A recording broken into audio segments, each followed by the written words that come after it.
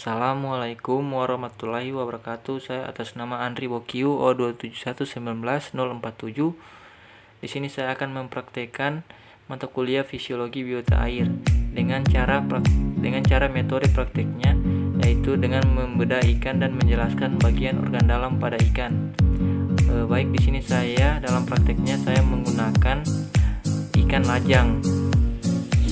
Baiklah, adapun alat dan bahannya, yaitu yang pertama satu buah kater, yang kedua alatnya ini pixet, yang ketiga ada gunting, terus ada wadah tempat pembedahan ikan.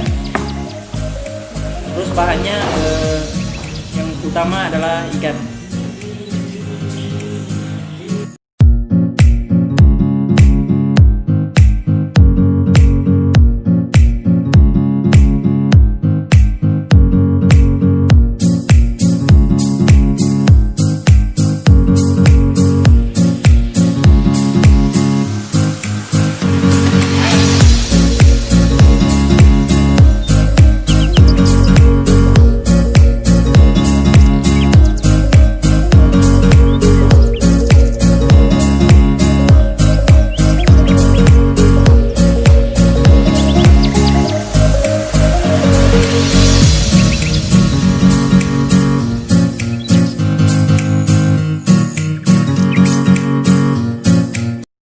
Baik, selanjutnya jika ikan sudah terbedah, di sini saya akan menjelaskan fungsi-fungsi bagian organ dalam pada ikan. Yang pertama yaitu fungsi insang, yaitu sebagai alat pernapasan dan penyaring makanan seperti yang teman-teman lihat ini. Yang kedua yaitu fungsi jantung, yaitu untuk memompa darah ke seluruh bagian tubuh. Terus fungsi usus, yaitu tempat terjadinya proses penyerapan zat makanan. Di sini pada ikan ini saya mendapatkan kantong telur, di mana fungsinya yaitu untuk menyimpan telur. Terus di sini saya mendapatkan hati. Fungsi hati yaitu menghasilkan empedu yang disimpan dalam kantong empedu untuk membantu proses pencernaan lemak, seperti yang teman-teman lihat pada gambar ini.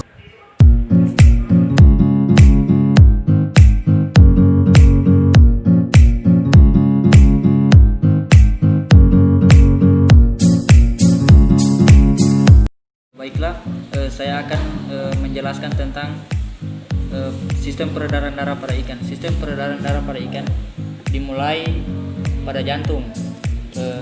Peredaran darah ikan dinamakan sistem peredaran darah tunggal karena darah ikan beredar melalui jantung sebanyak satu kali. Terus sistem peredaran darah pada ikan biasa disebut peredaran darah tertutup karena darah beredar melalui pembuluh darah.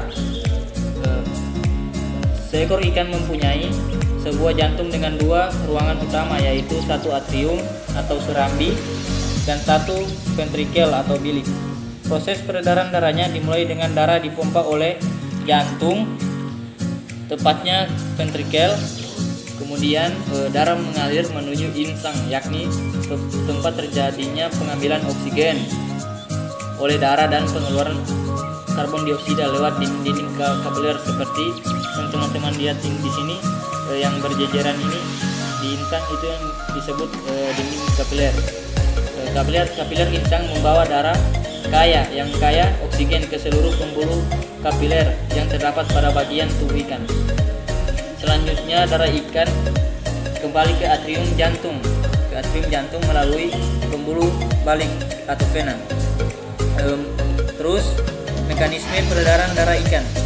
Aliran darah dimulai dari jantung, kemudian darah menuju insang dan terjadi pertukaran gas. Selanjutnya darah akan dialirkan dan kemudian menyebar ke seluruh bagian tubuh melalui pembuluh kapiler.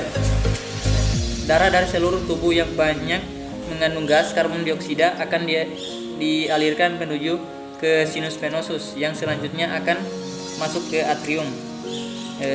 Sinus venosus adalah rongga pada jantung ikan yang terletak di antara ventrikel dan atrium. Pada saat jantung relaksasi, darah akan mengalir melalui klep, kemudian masuk ke dalam ventrikel, dan dari ventrikel darah akan dialirkan menuju ke conus arteriosus, selanjutnya menuju aorta ventralis dan dilanjutkan ke insang. Di organ insang, aorta akan menjadi cabang-cabang kapiler, pembuluh kecil yang seperti teman-teman lihat ini yang saya jelaskan tadi. Bagian-bagian kapilernya dari insang yang berjajaran ini. Kapiler-kapiler insang tersebut akan melepaskan gas karbon dioksida dan mengambil oksigen dari air. Di kapiler-kapiler insang tersebut, darah akan mengalir ke aorta dorsalis yang bercabang-cabang. Dari cabang-cabang aorta dorsalis ini, darah akan disebarkan ke kapiler-kapiler di seluruh bagian tubuh ikan yang banyak mengandung oksigen dan zat makanan ke sel tubuh. Setelah itu, darah juga mengambil karbon dioksida yang kemudian dibawa kembali ke jantung melalui vena dan sinus venosus. Adapun ringkasan dari saya tentang peredaran darah pada ikan. Peredaran darah pada ikan yang pertama, peredaran darahnya yang pertama itu dari darah, terus menuju ke sinus venosus, dari sinus venosus menuju ke atrium, dari atrium menuju ke ventrikel, dari ventrikel selanjutnya menuju ke conus arteriosus, dari conus arteriosus selanjutnya ke insang, atau yang biasa disebut pertukaran karbon dioksida dengan oksigen. Kemudian dari insang ke darah, dari darah ke seluruh tubuh. Baiklah, itu tadi pembedahan pada ikan, terus fungsi-fungsi organ-organ dalam pada ikan, dan juga sistem peredaran pada ikan. Sekian, terima kasih. Assalamualaikum warahmatullahi wabarakatuh.